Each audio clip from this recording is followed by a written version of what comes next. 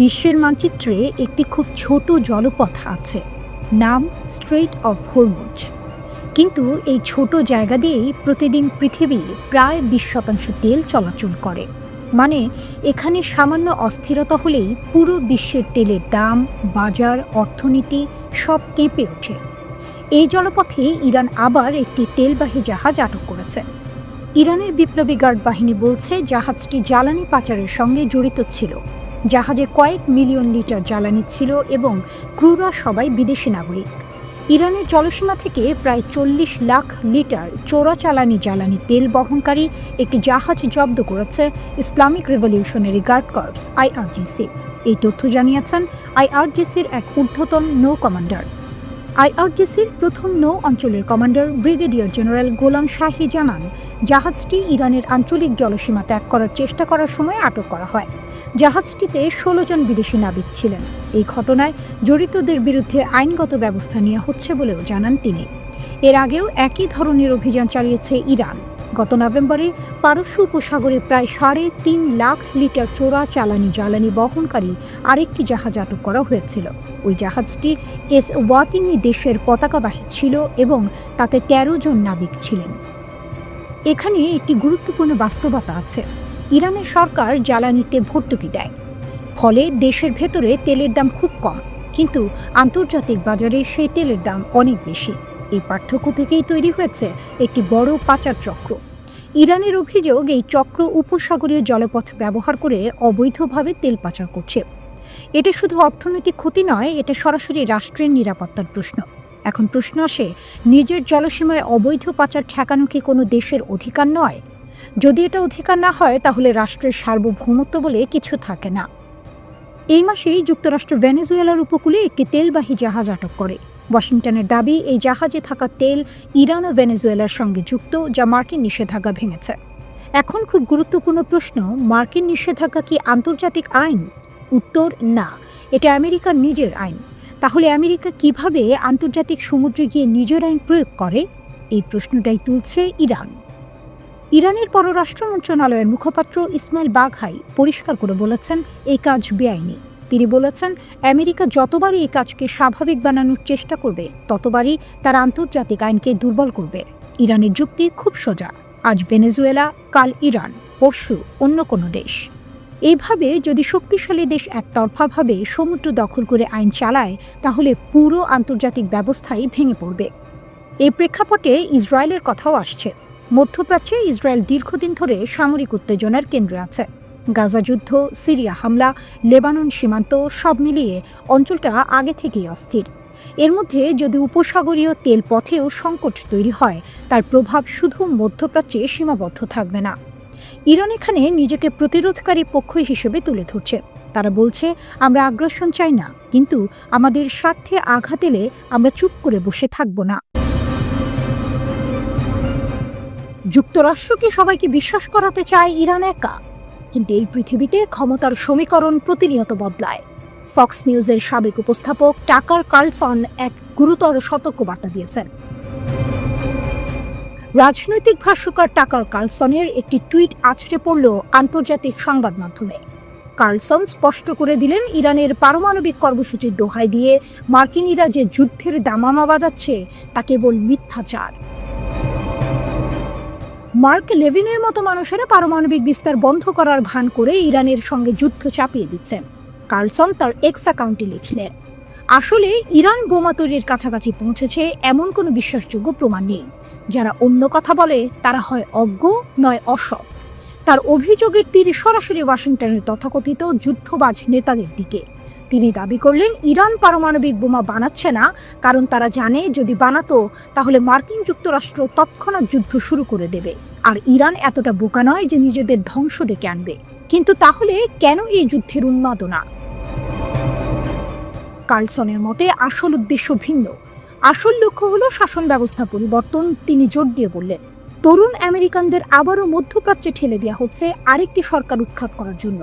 কিন্তু আমেরিকা বিদেশি নেতাদের উৎখাত করে যতবার সফল হয়েছে, তার চেয়ে বেশিবার বিপর্যয় ডেকে এনেছে। তিনি বললেন, আমেরিকানদের কাছে শাসন ব্যবস্থা পরিবর্তন এখন বিপর্যয়ের সমার্থক।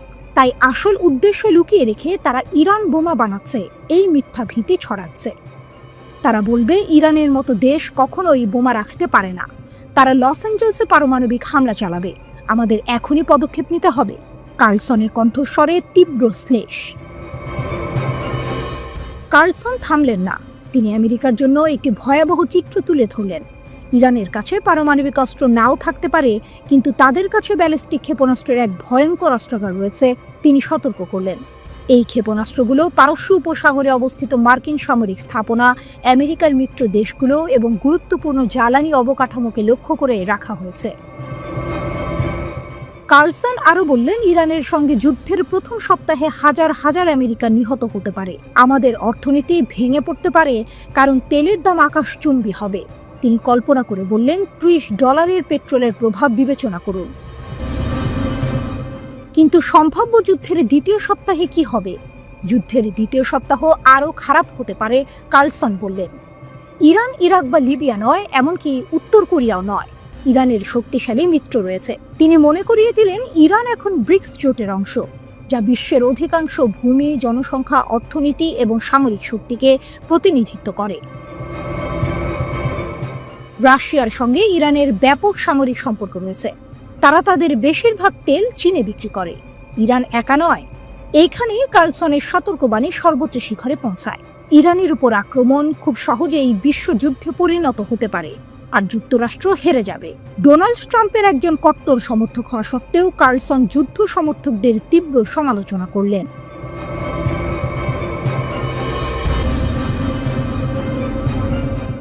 আন্তর্জাতিক মঞ্চে যখন ইরান তার পারমাণবিক কর্মসূচি নিয়ে কোণঠাসা, ঠিক তখনই পর্দার আড়াল থেকে উঠে এলো এক জোরালো কণ্ঠস্বর।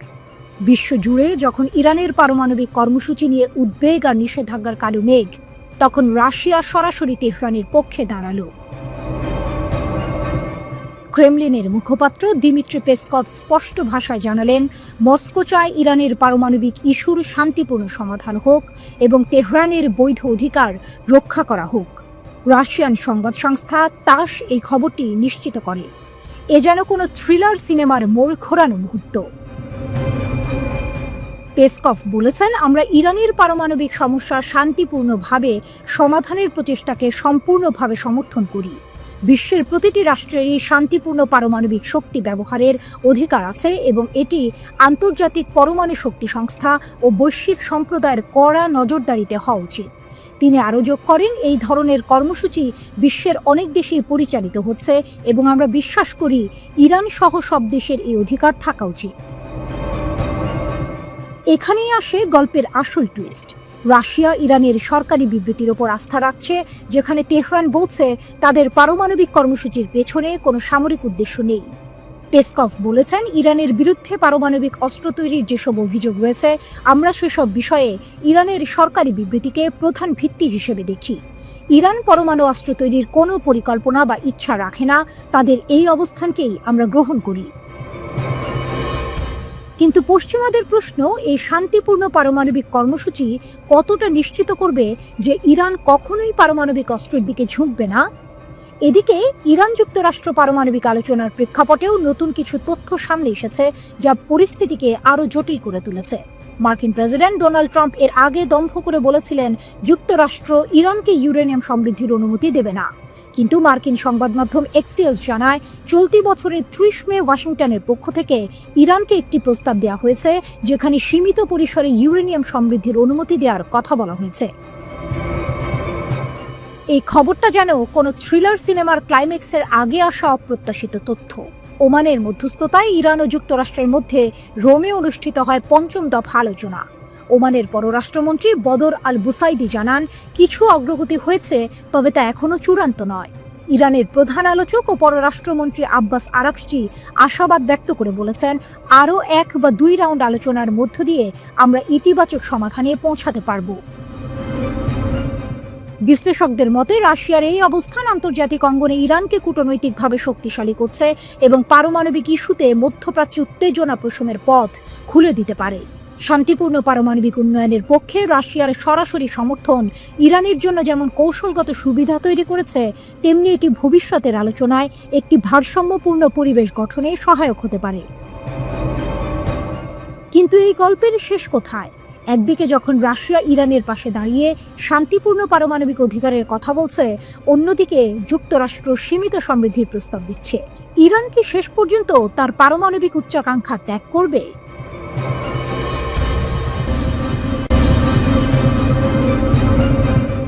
ইরান মার্কিন টানাপোড়েন, কাঁপছে আরব দেশ, ট্রাম্পের ডাবল ট্রাবল।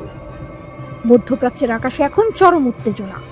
একদিকে ইসরায়েল মুখিয়ে আছে ইরানের পারমাণবিক স্থাপনায় হামলা চালানোর জন্য, অন্যদিকে যুক্তরাষ্ট্রের উপর চাপ বাড়াচ্ছে 3 গুরুত্বপূর্ণ আরব দেশ, সৌদি আরব, কাতার এবং সংযুক্ত আরব আমিরাত। তাদের একটাই দাবি, ইরানে হামলা নয়। কিন্তু কেন এই 3 দেশ ইরানের পক্ষে ব্যাট করছে? উত্তরটা কিন্তু মোটেও ইরানকে বাঁচানোর জন্য নয়, বরং নিজেদের অস্তিত্ব রক্ষার তাগিদে।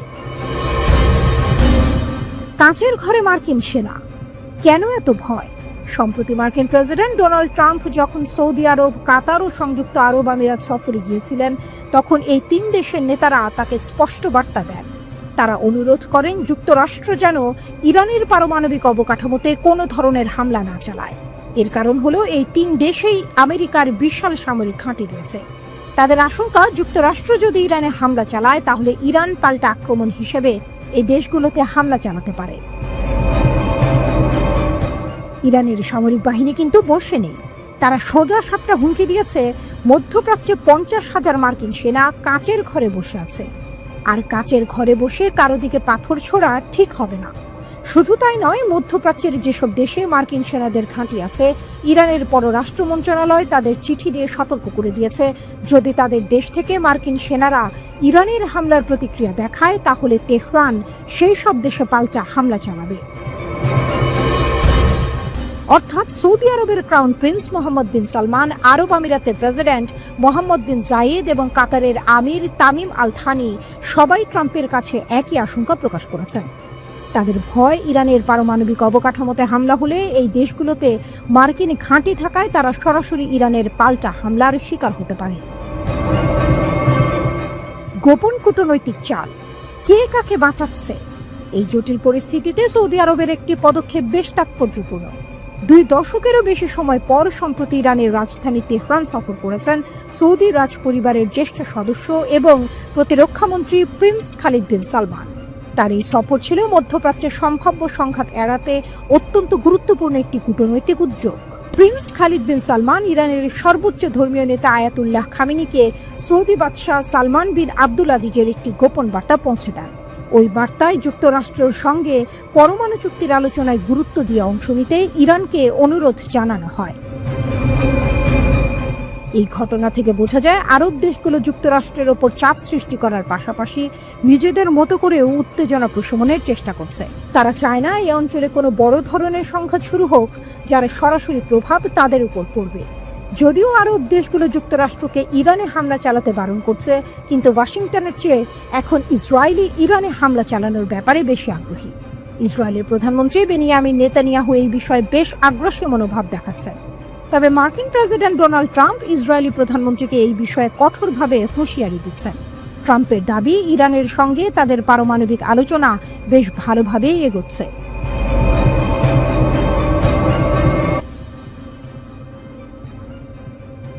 বিশ্ব এখন ইরানের ওপর যুক্তরাষ্ট্র ও ইসরায়েলের কড়া নজরদারি দেখছে, কিন্তু পর্দার আড়ালে নীরবে গড়ে উঠছে এক শক্তিশালী জোট। এই জোট মধ্যপ্রাচ্য আর বৈশ্বিক ক্ষমতা ভারসাম্য বদলে দিতে চলেছে। একের পর এক মার্কিন নিষেধাজ্ঞা আর ইসরায়েলের হামলার হুমকি সত্ত্বেও ইরান ঠিকই মাথা উঁচু করে দাঁড়িয়ে আছে। এর পেছনে মূল শক্তি হল বিশ্বের অন্যতম পরাশক্তি রাশিয়া। প্রায় 20 বছরের বেশি সময় ধরে চলা রুশ ইরান বন্ধুত্বে বেশ চাপে আছে ইসরায়েল ও যুক্তরাষ্ট্র। প্রশ্ন হলো, মার্কিন প্রশাসন আর তেল আবিবের চোখ ফাঁকি দিয়ে কিভাবে ইরান ও রাশিয়া মধ্যপ্রাচ্যে এত শক্তিশালী একটি বলয় তৈরি করলো? ইরান আর রাশিয়ার সামরিক সম্পর্ক আমরা যা ভাবি তার চেয়েও অনেক গভীর। গত 10 বছরে মস্কো আর তেহরান মিলে এক শক্তিশালী সামরিক জোট তৈরি করেছে। যুক্তরাষ্ট্র সহ পশ্চিমাদের নিষেধাজ্ঞা উপেক্ষা করে 2016 সালে রাশিয়া ইরানকে আধুনিক S-300 ক্ষেপণাস্ত্র প্রতিরক্ষা ব্যবস্থা দিয়েছে। এর ফলে ইরান ইসরায়েলি সহ শত্রুদের ছোড়া ক্ষেপণাস্ত্র নিমেষেই গুঁড়িয়ে দেওয়ার ক্ষমতা অর্জন করেছে। শুধু তাই নয়, চলতি বছরের শুরুতেই রাশিয়ার তৈরি অত্যাধুনিক যুদ্ধ বিমান সুখোই Su-35 ইরানের সামরিক বাহিনীর হাতে এসেছে, যা ঘন্টায় ৩৬০০ কিলোমিটার পথ পাড়ি দিতে পারে। ইসরায়েলের প্রধানমন্ত্রী বেনিয়ামিন নেতানিয়াহুর সামরিক আস্তানা চোখের পলকেই ধ্বংস করতে সক্ষম এই যুদ্ধ বিমান। তবে ইরান যে শুধু রাশিয়ার কাছ থেকে একতরফা সুবিধা নিচ্ছে তা নয়। প্রায় ৩ বছরেরও বেশি সময় ধরে চলা রুশ ইউক্রেন যুদ্ধে ইরান মস্কোর পাশে দাঁড়িয়েছে। ইরানের তৈরি শাহেদ ড্রোন রাশিয়ার সামরিক বহরে যুক্ত হয়েছে। দামে কম হলেও এই ড্রোন দিয়ে শক্তিশালী হামলা চালানো যায়। ইরান রাশিয়ার সহযোগিতার সবচেয়ে বড় উদাহরণ দেখা গেছে সিরিয়ায়। সিরিয়ার সাবেক প্রেসিডেন্ট বাশার আল আসাদের শাসন টিকিয়ে রাখতে তেহরান আর মস্কো গুরুত্বপূর্ণ ভূমিকা রেখেছে। রাশিয়া আকাশ প্রতিরক্ষায় আসাদ সরকারকে সর্বোচ্চ সাহায্য করেছে, আর ইরান গোয়েন্দা তথ্য সরবরাহ ও স্থল সেনা দিয়ে দামেস্কের পাশে ছিল। সিরিয়ার মাটিতে তাদের এই সম্মিলিত প্রচেষ্টা শুধু সামরিকভাবে ইরান রাশিয়াকে শক্তিশালী করেনি, বরং যুক্তরাষ্ট্র সহ পশ্চিমাদের এই বার্তাও দিয়েছে যে মধ্যপ্রাচ্যের ভাগ্য নির্ধারণে এই দুই দেশ একজোট। অর্থনৈতিক সম্পর্ক, ডলারের সাম্রাজ্যের বিকল্প পথ। যখন যুক্তরাষ্ট্র ও ইউরোপীয় ইউনিয়নের নিষেধাজ্ঞায় রাশিয়া আর ইরান বিপর্যস্ত, তখন তারা একে অপরকে সাহায্য করছে টিকে থাকার জন্য। মার্কিন ডলারকে একরকম বৃদ্ধাঙ্গুলি দেখিয়ে রাশিয়া ও ইরান নিজেদের স্থানীয় মুদ্রা রুবল ও রিয়াল দিয়ে লেনদেন করছে। এছাড়াও রাশিয়া ইরানের রেলপথ, তেল শোধনাগার এবং বিদ্যুৎ গ্রিডে বিলিয়ন বিলিয়ন ডলার বিনিয়োগ করছে। ইরানের বুশেহর পারমাণবিক বিদ্যুৎ কেন্দ্র নির্মাণ এবং দেশটির বেসামরিক পারমাণবিক স্বপ্নকে মস্কো সমর্থন করে চলেছে। কেন এই জোট গোপন, রহস্যের আড়ালে? কিন্তু একটা প্রশ্ন থেকেই যায়, আমরা কেন রাশিয়া ও ইরানের এই জোট সম্পর্কে সরাসরি কোনো তথ্য পাই না? বিশ্লেষকদের মতে আজকের এই বহুমেরুর বিশ্বে জোট আর প্রকাশ্যে ঘোষণা করা হয় না। বিশ্বব্যাপী নিজেদের বিচ্ছিন্নতা এড়াতেও এমন কৌশল গুরুত্বপূর্ণ। তবে এটি কেবল একটি জোট নয়, এটি একটি ফ্রন্ট, যা পশ্চিম আধিপত্যের বিরুদ্ধে এক ঐক্যবদ্ধ চ্যালেঞ্জ। এই গোপন জোট কি বিশ্ব রাজনীতিতে এক নতুন মেরুকরণের জন্ম দেবে, নাকি এটি আরো বড় কোনো খেলার ইঙ্গিত দিচ্ছে?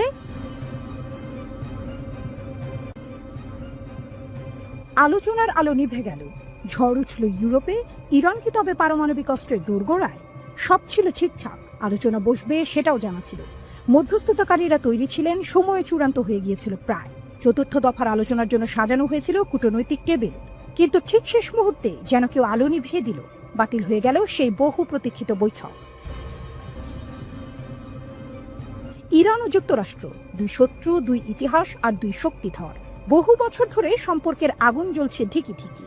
আর এবার যখন আসা যাচ্ছিল, আলোচনার আলো ফুটছিল দিগন্তে, তখনই হঠাৎ সেই আলো নিভে গেল এক অজানা বাতাসে। প্রশ্ন উঠছে, এটা কি শুধুই দুর্ঘটনা, নাকি এর পেছনে লুকিয়ে আছে কোনো গভীর রাজনৈতিক ঝড়? সেই ঝড়ের শব্দ কি পৌঁছে গেছে ইউরোপ পর্যন্ত? গত ৩ সপ্তাহে পরপর ৩টি পরোক্ষ বৈঠক হয়েছে যুক্তরাষ্ট্র ও ইরানের মধ্যে। স্থান ওমান ও ইতালি। আলোচনার বিষয়বস্তু ছিল দুইটি: যুক্তরাষ্ট্রের নিষেধাজ্ঞা তুলে নেওয়া এবং ইরানের পারমাণবিক কর্মসূচি নিয়ে স্পষ্ট সিদ্ধান্ত। প্রথম, দ্বিতীয় এবং তৃতীয় দফায় দুই পক্ষই সন্তুষ্টি জানিয়েছিল। সবাই বলেছে আলোচনা ছিল গঠনমূলক ও ইতিবাচক। ইরান জানায় চতুর্থ দফার জন্য সব প্রস্তুতি নেওয়া হয়েছে। ওমান, যুক্তরাষ্ট্র ও ইরান ৩ পক্ষই ছিল রাজি। তারিখও ঠিক ছিল, এপ্রিলের শেষ সপ্তাহে বসবে বৈঠক। কিন্তু তখনই আসে এক অপ্রত্যাশিত ঘোষণা। কারিগরি ও যৌক্তিক কারণে বৈঠক স্থগিত। এই ঘোষণার পরপরই বদলে গেল পুরো দৃশ্যপট। আলোচনা স্থগিতকরণ নিয়ে যেমন প্রশ্ন উঠেছে, তেমনি ইউরোপে ছড়িয়ে পড়েছে নতুন আতঙ্ক। বিশেষ করে ফ্রান্স দাবি করছে ইরান গোপনে পারমাণবিক অস্ত্র বানানোর পথে অনেক দূরে এগিয়ে গেছে। ফ্রান্সের পররাষ্ট্রমন্ত্রী জান-নোয়েল বারো সরাসরি বলেন, ইরান এখন পারমাণবিক অস্ত্র তৈরির দোরগোড়ায় দাঁড়িয়ে আছে। যদি এই কর্মসূচি ইউরোপের নিরাপত্তাকে হুমকির মুখে ফেলে, তাহলে আমরা আর এক মুহূর্তও দেরি করব না। আমরা 10 বছর আগের প্রত্যাহার করা সব নিষেধাজ্ঞা আবার ফিরিয়ে আনব। গত 28 এপ্রিল জাতিসংঘ নিরাপত্তা পরিষদের একটি গোপন বৈঠকে ফরাসি পররাষ্ট্রমন্ত্রী বারো বলেন, ইরানের কাছে বর্তমানে 6000 কিলোগ্রামেরও বেশি সমৃদ্ধ ইউরেনিয়াম রয়েছে, যা 2015 সালের পরমাণু চুক্তির নির্ধারিত সীমার প্রায় 30 গুণ বেশি। তিনি সতর্ক করে বলেন, এখন ইরানের ব্রেকআউট টাইম, অর্থাৎ বোমা তৈরি করতে যত সময় লাগে তা 1 বছর আগে কয়েকদিনে নেমে এসেছে। বারো আরও দাবি করেন, ইরানের পারমাণবিক অগ্রগতি শুধু নিজস্ব প্রয়োজনে নয়, বরং তাদের দূরপাল্লার ক্ষেপণাস্ত্র কর্মসূচি ও মধ্যপ্রাচ্যের সশস্ত্র গোষ্ঠীগুলোর প্রতি সমর্থনের অংশ হিসেবেই দেখা হচ্ছে। তবে তিনি জোর দিয়ে বলেন, ইরানের পারমাণবিক সমস্যার কোনো সামরিক সমাধান নেই, কূটনৈতিক পথই একমাত্র বিকল্প যদি ইরান তা বেছে নেয়। নিষেধাজ্ঞার ব্যাপারে ফ্রান্সের হুমকির জবাব তেহরান থেকে ঝড়ের মতো। ইরানের পররাষ্ট্র মন্ত্রণালয়ের মুখপাত্র ইসমাইল বাঘাই বলেন, ফ্রান্স যা বলেছে তা সম্পূর্ণ ভিত্তিহীন। তারা ইচ্ছাকৃতভাবে সংঘাত তৈরি করতে চাইছে। এই ধরনের বক্তব্য আন্তর্জাতিক কূটনীতির জন্য অপমানজনক। আর জাতিসংঘে ইরানের স্থায়ী প্রতিনিধি আমির সাইদ ইরানি বললেন, এই হুমকি আসলে জাতিসংঘ সনদের সরাসরি লঙ্ঘন। এটি চাপ তৈরি করে আলোচনাকে ধ্বংস করার একটি অপচেষ্টা। তেহরান আবারও বলছে, তাদের পারমাণবিক কর্মসূচি সম্পূর্ণ শান্তিপূর্ণ। তারা কোনো পারমাণবিক বোমা বানাতে চায় না। কিন্তু পশ্চিম দুনিয়া, বিশেষ করে যুক্তরাষ্ট্র ও ইউরোপ, সেই কথায় ভরসা রাখতে পারছে না। ইরানের পররাষ্ট্রমন্ত্রী আব্বাস আরাকচি জানিয়েছেন, আমরা আলোচনার মাধ্যমে সমস্যার সমাধান চাই। ইউরোপীয় ত্রয়ী, যুক্তরাজ্য, ফ্রান্স ও জার্মানির সঙ্গে আমরা নতুন করে আলোচনার দিনক্ষণ নির্ধারণ করব। আলোচনা বন্ধ, অভিযোগ শুরু, উত্তেজনা বাড়ছে। আলোচনার মঞ্চ ফাঁকা হলেও পর্দার পেছনে চলছে এক অদৃশ্য কূটনৈতিক লড়াই।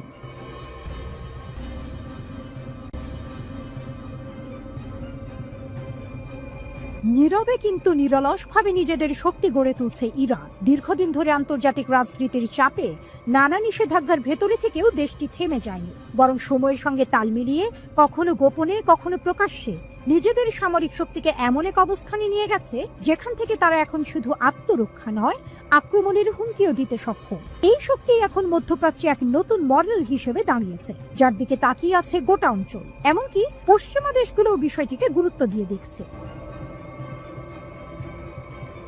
ইরান খুব ভালো করেই জানে, শুধু কথায় নয়, রাজনীতিতে নিজের শক্তি প্রমাণ করতে হয় বাস্তবে, প্রযুক্তিতে সামরিক সেই দিকেই এগোচ্ছে তারা। যেভাবে কৃত্রিম বুদ্ধিমত্তা বা এআই প্রযুক্তি কাজে লাগিয়ে যুদ্ধের রূপ বদলে দেওয়ার চেষ্টা করছে, তা শুধুই প্রযুক্তির উন্নয়ন নয়, বরং এক ধরনের বিপ্লব। এখানে অস্ত্র মানে আর শুধু ধাতব যন্ত্র নয়, বরং এমন এক মাধ্যম যা লক্ষ্য ঠিক করতে পারে, বুঝতে পারে পরিস্থিতি এবং সিদ্ধান্তও নিতে পারে।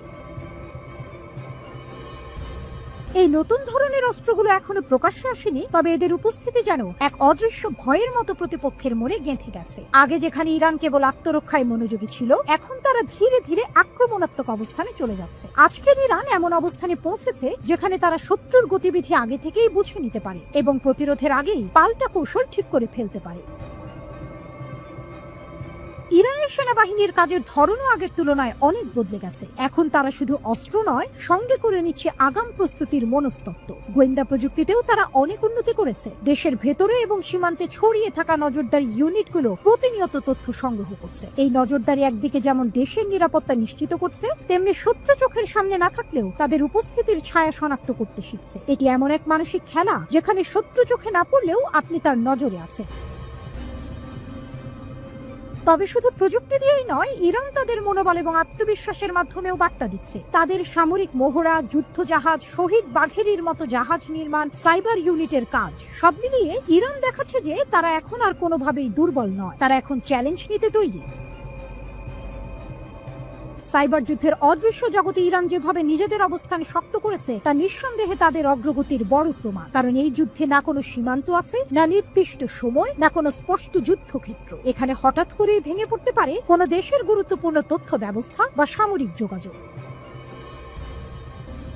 ইরানের আধুনিক যুদ্ধ জাহাজ শহীদ বাঘেরি যেন এক ভ্রাম্যমান বিপ্লব। এই জাহাজ একা একাধিক যুদ্ধ করতে পারে, ড্রোন ছুঁড়তে পারে, ক্ষেপণাস্ত্র নিক্ষেপ করতে পারে, আবার সমুদ্রপথে নজরদারিও চালাতে পারে। এটি শুধু একটি জাহাজ নয়, বরং এক চলমান সতর্কবার্তা। যেখানে এতদিন পারস্য উপসাগরে যুক্তরাষ্ট্র একচ্ছত্র আধিপত্য চালাতো, এখন সেখানে ফাটল ধরতে শুরু করেছে। এই পরিবর্তনের পেছনে রয়েছে তেহরানের পরিকল্পিত শক্তি প্রদর্শন। আগে যেখানে ইরানের ট্যাঙ্কার শত্রুর লক্ষ্য হতো, এখন সেগুলি ছুঁতেও কেউ সাহস করে না। কারণ ইরান স্পষ্ট করে দিয়েছে, তারা শুধু জবাব দেবে না, সেই জবাব হবে ধ্বংসাত্মক। এই পুরো বদলের সবচেয়ে গুরুত্বপূর্ণ দিক হলো সমন্বয়। বিপ্লবী গার্ড বাহিনী আর স্থলবাহিনী এখন একসঙ্গে কাজ করছে। তারা পরস্পরের সঙ্গে তথ্য বিনিময় করছে, প্রতিরক্ষা এবং আক্রমণের দায়িত্ব ভাগ করে নিচ্ছে এবং একসঙ্গে যুদ্ধের জন্য প্রস্তুত থাকছে। এতে তৈরি হয়েছে একটি সুসংগঠিত এবং কার্যকর প্রতিরক্ষা বলয়। তবে এখানে প্রশ্ন ওঠে, এই প্রস্তুতি কি শুধুই আত্মরক্ষার জন্য, নাকি আরো বড় কিছু আসছে? যদিও ইরান বলছে তারা শান্তি চায়, বিশ্লেষকরা মনে করেন এই শান্তি রক্ষার পেছনে যে অগ্নিসংযোগ হচ্ছে তা যে কোনো সময় ছড়িয়ে পড়তে পারে। পারস্য উপসাগর এখন আর কেবল এক জলপথ নয়, এটা এখন হয়ে উঠেছে ক্ষমতার লড়াইয়ের এক উত্তপ্ত কেন্দ্র। এখানে যে কোনো সময় সংঘর্ষ শুরু হতে পারে, যার প্রভাব ছড়িয়ে পড়বে পুরো অঞ্চল জুড়ে, এমনকি তার বাইরে। তেহরান এখন এমন একটি জায়গায় দাঁড়িয়ে আছে যেখানে তারা কেবল অস্ত্রের নয়, নিজেদের অবস্থান, দৃষ্টিভঙ্গি ও আত্মবিশ্বাসে দেখাচ্ছে। যেন তারা বলছে, আমরা যুদ্ধ চাই না, কিন্তু যদি যুদ্ধ আসে আমরাই আগে প্রস্তুত হব। এই আত্মবিশ্বাস, এই প্রস্তুতি, এই নীরব বিপ্লবী আজ তেহরানকে এক নতুন আদর্শে পরিণত করেছে।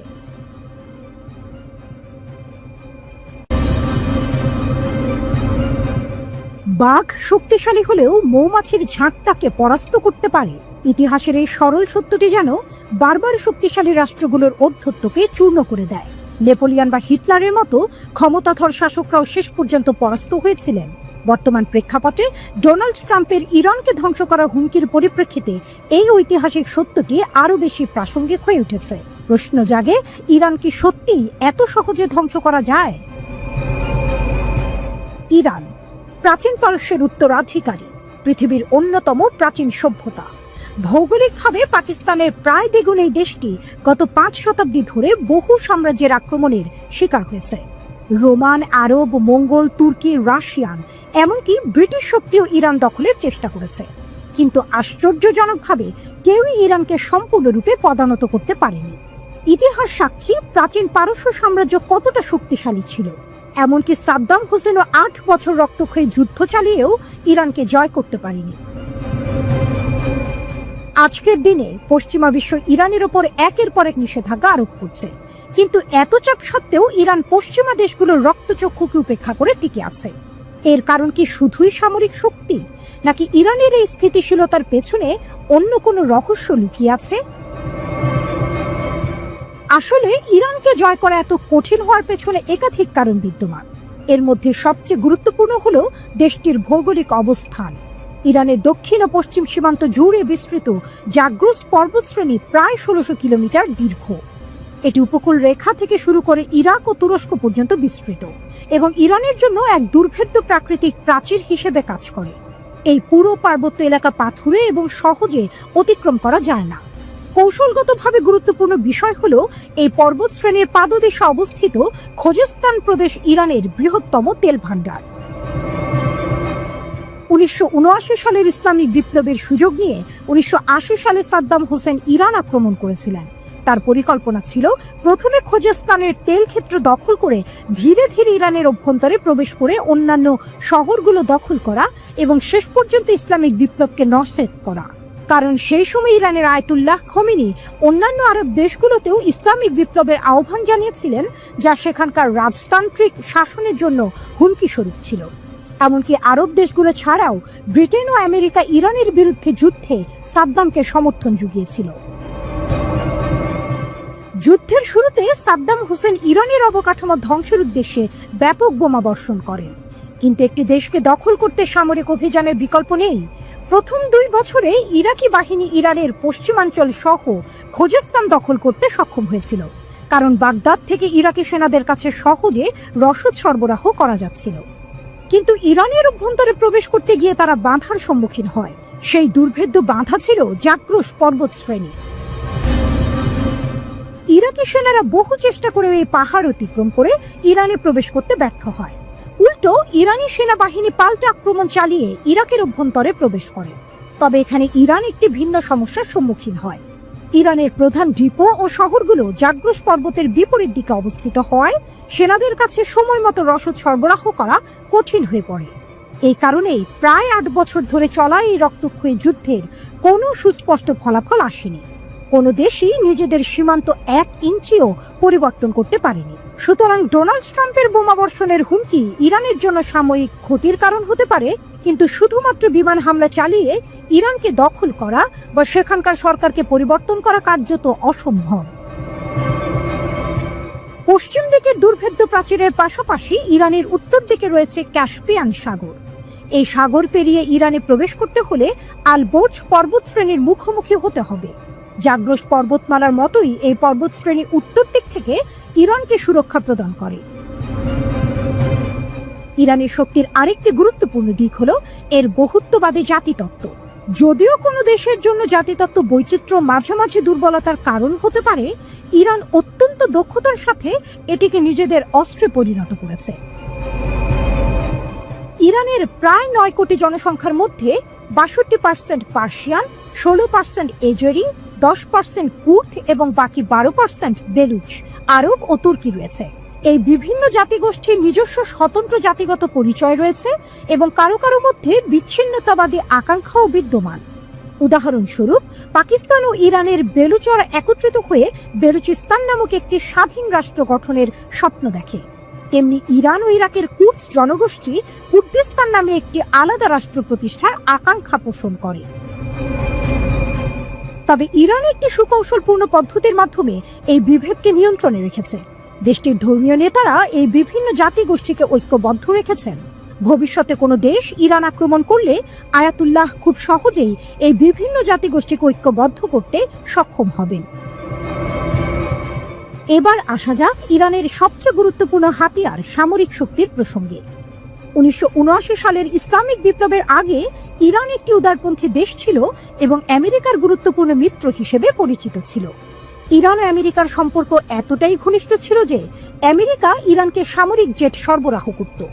আজও ইরান 1970-এর দশকের বেশ কিছু আমেরিকান ফাইটার জেট ও হেলিকপ্টার ব্যবহার করে। তবে সাদ্দাম হোসেনের আক্রমণ ইরানের চোখ খুলে দেয়। দেশটি বুঝতে পারে ভবিষ্যতে কোনো যুদ্ধ হলে আরব দেশগুলো তাদের সাহায্য করবে না। এই উপলব্ধি থেকেই ইরান নিজস্ব মিসাইল সিস্টেম গড়ে তুলেছে এবং বর্তমানে মধ্যপ্রাচ্যের অন্যতম শক্তিশালী সামরিক শক্তিতে পরিণত হয়েছে। ইরানের সামরিক বাহিনীকে মূলত দুটি অংশে ভাগ করা যায়: ইরানিয়ান আর্মড ফোর্স, যা দেশের প্রতিরক্ষা বাহিনী এবং এর অধীনে রয়েছে সেনাবাহিনী, নৌবাহিনী ও বিমান বাহিনী। আরেকটি গুরুত্বপূর্ণ অংশ হলো Islamic revolutionary guard corps IRGC, যা ইরানের সবচেয়ে শক্তিশালী ও স্বাধীন সামরিক বাহিনী। দেশের অভ্যন্তরে সরকার বিরোধী বিদ্রোহ বা কোনো প্রদেশের বিচ্ছিন্নতাবাদী আন্দোলনের দমনের জন্য IRGC-কে ব্যবহার করা হয়।